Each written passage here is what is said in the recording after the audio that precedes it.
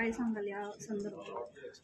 ह्यामध्ये 16 नोव्हेंबरला आम्हाला वालचंदनगर पोलीस स्टेशनला एक खबर मिळाली होती की त्यांच्याकडे तावशी नावाचं एक गाव आहे. त्या गावाची जी स्मशानभूमी आहे, त्या स्मशानभूमीमध्ये काहीतरी पेटतंय अशा स्वरूपाची माहिती ही सकाळी मिळाली होती.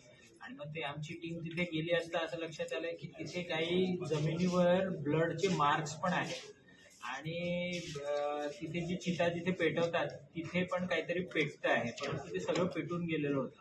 मग त्याच्यामध्ये आम्ही पुढे तपास केला, तिथली जी राख आहे ती आयडेंटिफाय केली, ती FSLला पाठवली. त्यासोबतच आम्हाला त्यामध्ये जे दातावरचे जे कॅप्स असतात, कॅपिंग असतं, ते पण तिथे मिळालं होतं आणि त्यावरनं वर्कआउट करून त्यासोबतच CCTV फुटेज आम्ही जवळपास 70 एक कॅमेऱ्यांचे CCTV फुटेज जेव्हा तपासले तेव्हा काही लोकांच्या संशयास्पद हालचाली आदल्या दिवशी आदल्या रात्री तिथे आढळून आल्या आणि त्यावरनं तपास केला असता असं लक्षात येतंय की फलटण तालुका जिल्हा सातारा इथलं गोखळी नावाच्या गावाचे 2 रहिवासी होते आणि त्या रहिवाशांनी त्यांचेच एक मानलेले नातेवाईक होते जगताप मामा म्हणून, त्यांचा खून केला आणि तो खून करून त्यांची डेड बॉडी जी आहे ती तिथे त्यांनी डिस्पोज ऑफ केलेली आहे.